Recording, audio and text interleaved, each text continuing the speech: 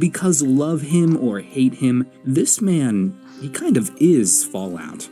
Think about it for a second. Can you think of any other character in Fallout's canon who's more responsible for so many iconic images in the wasteland? The man is portrayed as the quintessential visionary. One part Steve Jobs, one part Elon Musk, and 2 parts Howard Hughes. And I killed him. Yes, I took a super sledge and barbarically exploded the brains of a 261-year-old genius who did so much for the technological advancement of mankind in Fallout's world, it would make any one of the people I just mentioned blush if he actually existed. I did it at the time because I thought it was the right thing to do, and I'm just going to assume that most of you agreed with me, since killing House is something of a creative pastime in this community.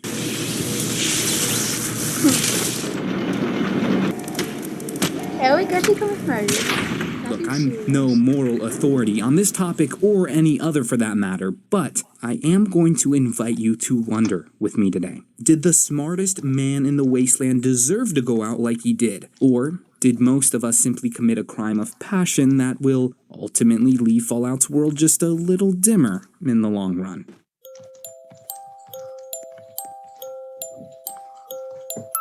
After 5 years of making lore videos on YouTube, I've learned that it's best to avoid definitive statements. For instance, calling Mr. House the smartest man in the wasteland just now. I'm gonna stand my ground on that one though, because while the wasteland is home to a lot of smart people, the closest characters who might match him in terms of intellect would be the literal brains in jars at Big Mountain. But since they donated their brains to science before they were done with them, it can be reasonably said that Mr. House is the single most formidable human intellect in a post-war America.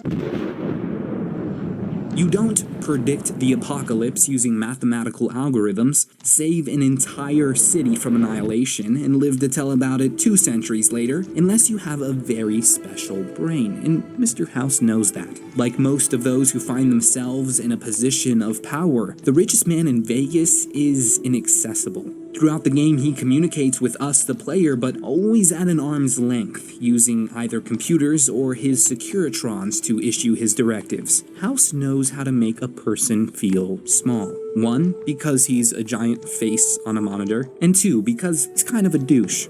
You aren't going to ramble on about the virtues of life out in the wastes, are you? They are, however, aptly named, for that's what you'd be out there, wasted. House's demeanor might be off-putting, his words insensitive, his mustache offensive. But what happens when you put his past actions under the microscope? Is it enough to earn him the executioner's axe? When House resurrected Las Vegas from the ashes of the old world, it was a ruin, picked clean by scavengers and fought over by raiders. With the city already a battleground, he made alliances with the 3 biggest tribes and drove the competition out. For some, this is reason enough to force House to the guillotine when you first meet him. But if you consider the fact that every other major faction has done the exact same thing in their respective rise to power, no, we'll want a much better reason for killing House in the Lucky 38, otherwise we're essentially acting no different than those raiders we condemn and butcher on the regular. Maybe we can prove he's some sort of evildoer, someone who uses his influence to violate the rights of others. Well, that might prove challenging. You see, this entrepreneur is an old-school businessman, and what makes him unique in the world of Fallout is that he operates his wasteland settlement entirely on the basis of contracts and mutual agreements. You know, in all my playthroughs of Fallout New Vegas, I haven't found a single character who works directly for Mr. House and didn't sign on willingly. And the vast majority of his employees, as he calls them, are far better off for having done so. The people who work for him can quit at any time, and whether you're talking about the 3 families who were once tribals but now operate lavish casinos, or the residents of Vault 21 whose bizarre story led them to integrate into New Vegas society, it seems like this guy has never forced any person or group to work with him against their will. And I'll tell you what, from a lore perspective, that puts House a cut above most in terms of wasteland leadership.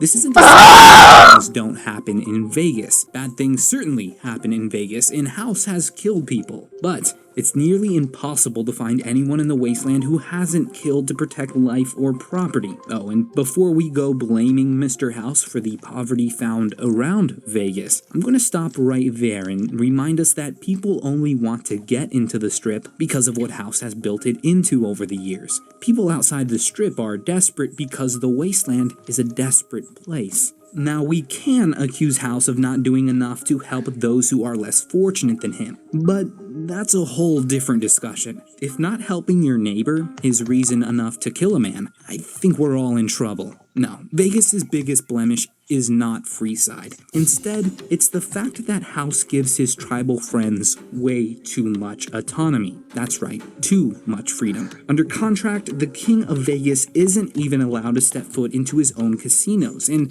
neither is his robot security force. This is what's to blame for all the shady things that go down on the Strip. Even with all this taken into account, though, you might decide that House is still less controversial than those looking to depose him. It's almost unfair to compare House to other figures like Caesar, because since taking control of the Strip, House hasn't been playing the game of wasteland conqueror. By that I mean he doesn't have dreams of any earthly kingdom or empire.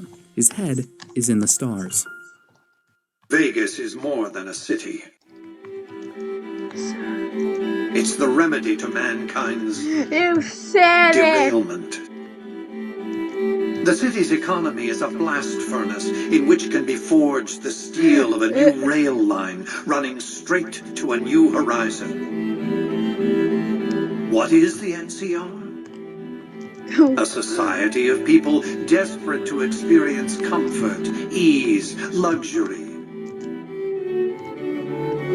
A society of customers. Give me 20 years and I'll reignite the high technology development sectors. 50 years and I'll have people in orbit. 100 years and my colony ships will be heading for the stars to search for planets unpolluted by the wrath and folly of a bygone generation. What I'm offering you is a ground floor opportunity in the most important enterprise on Earth. What I'm offering is a future for you and for what remains of the human race. It's funny, House plays New Vegas like you would play Civilization if you were going for a science victory. Interstellar colonization is the goal, and in that way, he offers a very compelling long-term solution to mankind's current problem. The problem of a fragile species on a fragile planet. I feel like most of us end up killing House because we see him as a sort of dictator and therefore a threat to freedom-loving people. But all sole proprietors are dictators in their own ventures, right? Remember, there's no evidence to suggest that anyone is born into Mr. House's employment. Working with him is completely voluntary. I always just assumed that by siding with Mr. House, I was signing the death warrant on wasteland democracy, but a vote for Mr. House doesn't necessarily mean a vote against the new California Republic. Quite the opposite, in fact. House's vision for the future is completely dependent on them, and that makes him the single most powerful ally the Republic has, period. During his dialogues, House might refer to himself as an autocrat, but he just isn't an autocrat, at least not in the way that Napoleon was, or Henry VIII or Caesar. When I killed Mr. House, I wasn't dethroning a dictator so much as I was killing a powerful CEO. But wait, that's not right. Apple's CEO doesn't command an army of killer robots, at least not yet he doesn't. House has to be held to a higher standard, right? Because he's not just dealing in bottle caps, is he? He's dealing in human lives.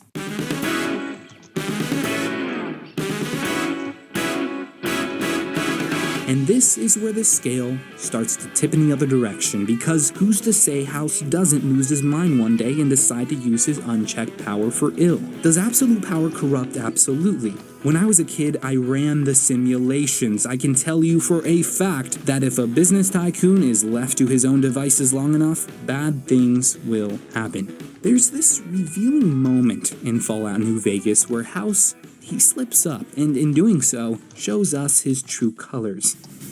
The Brotherhood of Steel represents an organization in the Mojave that hasn't threatened or raised its hand against an independent New Vegas. They do, however, represent something that Mr. House finds abhorrent.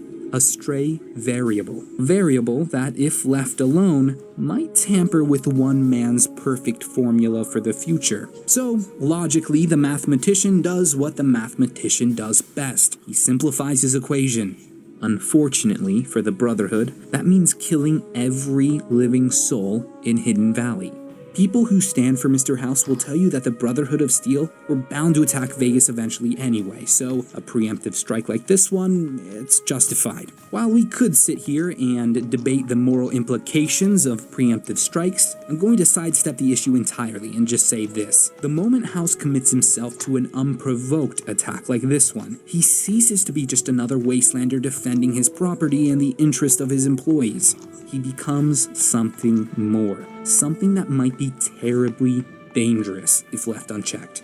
Let's not forget, this shriveled raisin was once the greatest salesman in Old World America. He does an impeccable job of selling us on a dream of the stars. It's tempting. House might very well be the perfect human specimen, but if you believe that humans are inherently flawed, and that even the best of us fall short of fully reliable, well, maybe unchecked power in anyone's hands is just a bad idea. There's a great quote from the British philosopher Alan Watts, and it goes like this. The tyrant is the man who is allowed to commit crimes against you. By that definition, House is a tyrant, even if he hasn't committed a crime against you yet. The mere fact that he could and has no accountability if he does, well, you can see how that could be a problem. As another great philosopher once said, no one man should have all that power. So, back to the original question. Does the smartest man in the wasteland deserve the death sentence? Well, we all have to decide for ourselves. But if that answer isn't good enough for you, the closest thing the Fallout universe has to any godly authority would be the developers who made it. And, well, curiously enough, they decided to weigh in. Apparently, killing the wasteland's greatest mind will not net you any good karma. Don't be quick to mistake that for an endorsement, though. If you don't at least dethrone Mr. House from his seat atop New Vegas, the game judges you harshly for it. The ending has Ron Perlman straight up accuse you of siding with the tyrant. The decision to keep Mr. House around will depend heavily on whether you personally think the wasteland has room for another social experiment. The game manual itself says as much. If the player supports Mr. House, she is supporting the New Vegas Libertopia, a place where the strong rule unfettered for as long as they stay strong, and where the weak are continually trampled underfoot. But it's a place where Mr. House wants you to dream, that someday you could be one of the strong. Ladies and gentlemen, that's it. Some complex thoughts on a complex choice in a complex game. If you did end up killing Mr. House, try not to feel too bad about it. His little game of Kerbal was likely doomed to fail anyway because, well, you know, aliens. I've been Josh. We'll catch you later.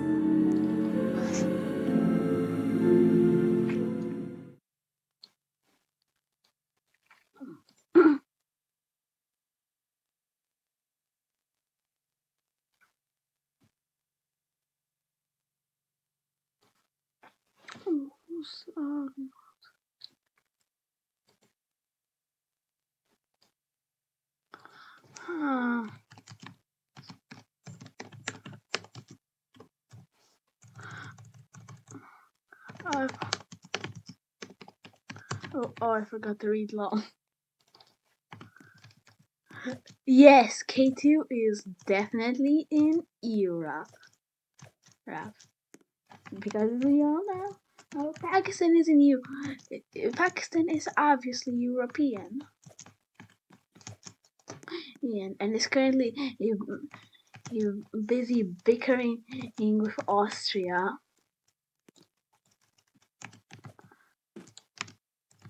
Or something. I was joking about. I know, and me have the stupid. Why am I pointing my own finger at myself? I don't have a webcam.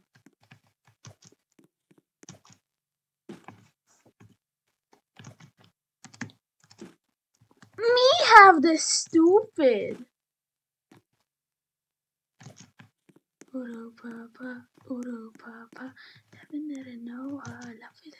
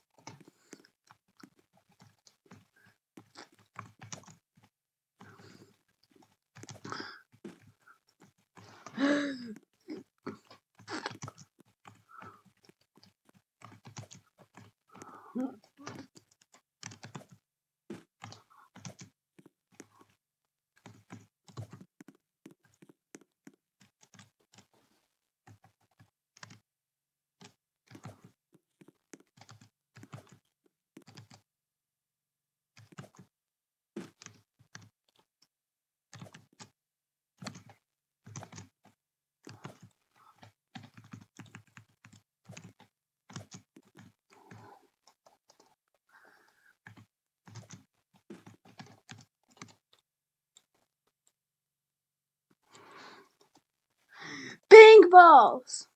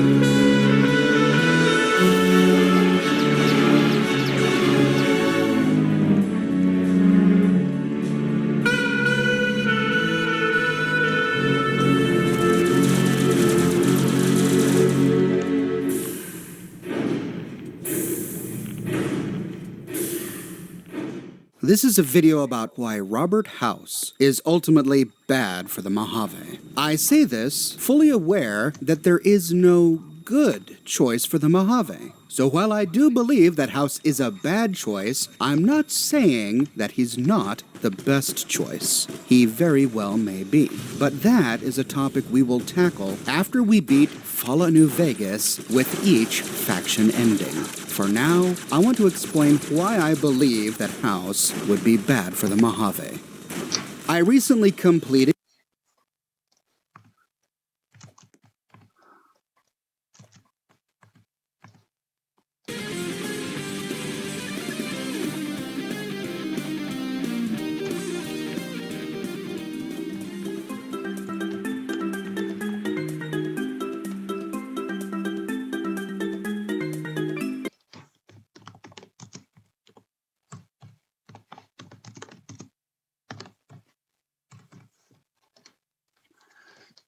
did a series of videos where we explored the entire ending to Fallout New Vegas if we side with Mr. House. In the comments of those videos, I discovered that the #1 complaint viewers had with siding with Mr. House is how Mr. House decided to handle the Brotherhood of Steel and the Kings. House is completely unwilling to even consider a peaceful resolution with the Brotherhood of Steel, which means if we side with House, we have to kill them all.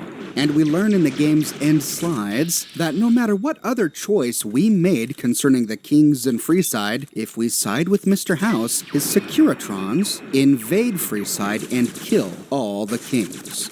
Those two events are very distasteful, and I do think they are reason enough to not side with House. But all of the other factions do equally distasteful things. From a gameplay perspective, it may be more satisfying to side with Yes Man or the NCR because you have the option to leave those factions alive, but both of those factions are perfectly happy if we destroy the Brotherhood of Steel in the course of our gameplay. They don't really have a morally higher ground to stand upon. And so my reason for believing that House is a bad choice for the Mojave is that he's just one man. During the course of the House ending, we learn that House is directly responsible for saving the Strip. By 2065, I deemed it a mathematical certainty that an atomic war would devastate the Earth within 15 years. Every projection I ran confirmed it. I knew I couldn't save the world, nor did I care to, but I could save Vegas, and in the process, perhaps save mankind. I set to work immediately. I thought I had plenty of time to prepare. As it turned out, I was 20 hours short. On the day of the Great War, 77 atomic warheads targeted Las Vegas and its surrounding areas. My networked mainframes were able to predict and force transmit disarm code subsets to 59 warheads, neutralizing them before impact. Laser cannons mounted on the roof of the Lucky 38 destroyed another 9 warheads. The rest got through, though none hit the city itself. A suboptimal performance, admittedly. If only the platinum chip had arrived a day sooner.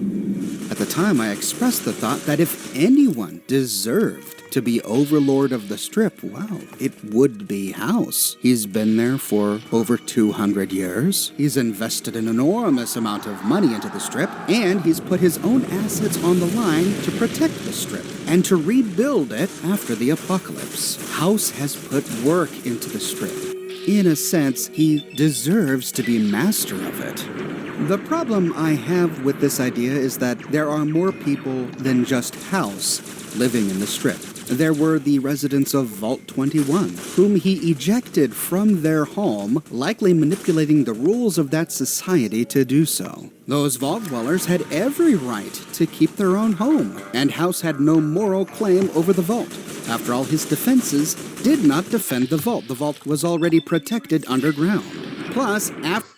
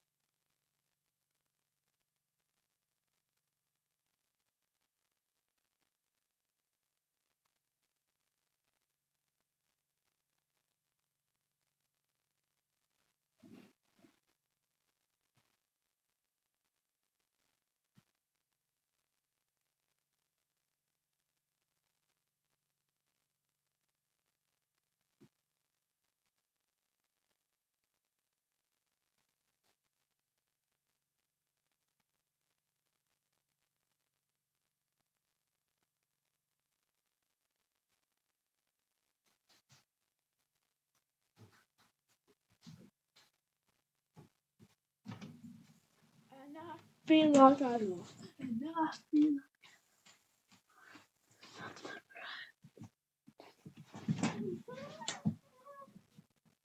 Vem que eu de lá.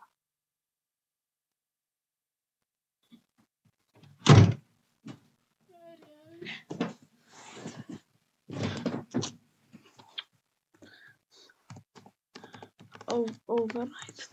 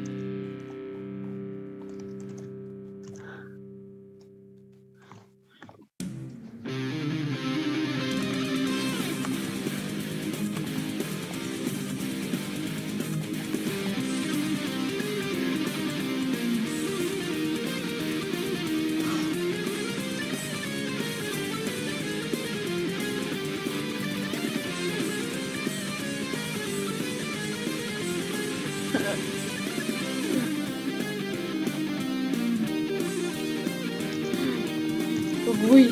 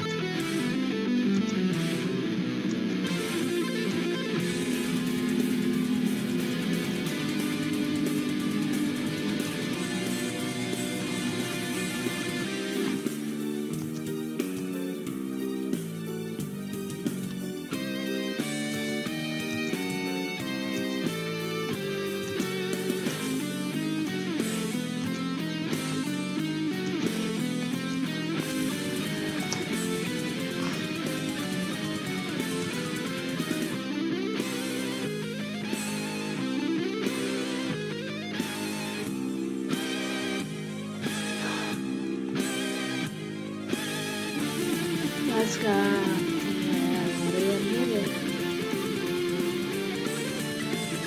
What?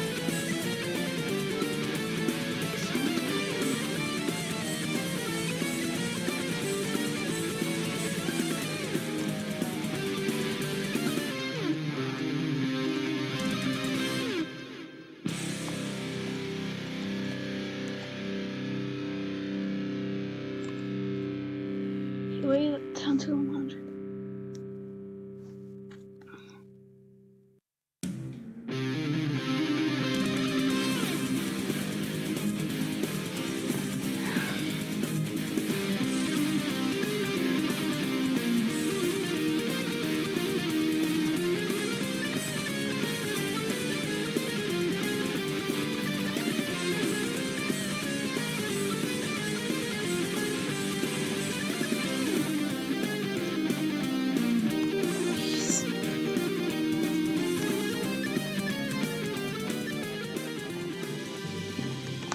Like to work.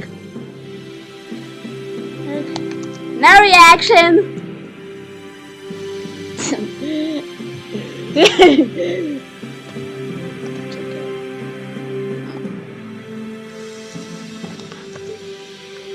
I suppose I want some of this.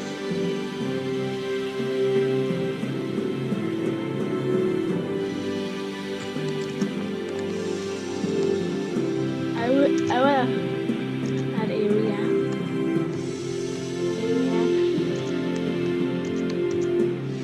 Actually, if I don't talk about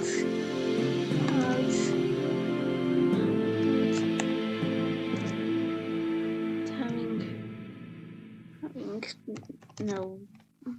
no reaction.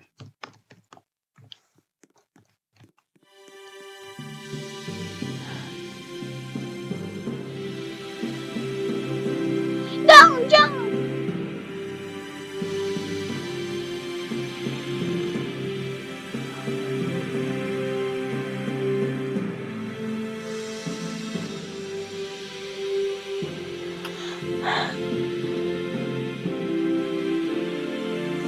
Well, it's out of 2 skill time.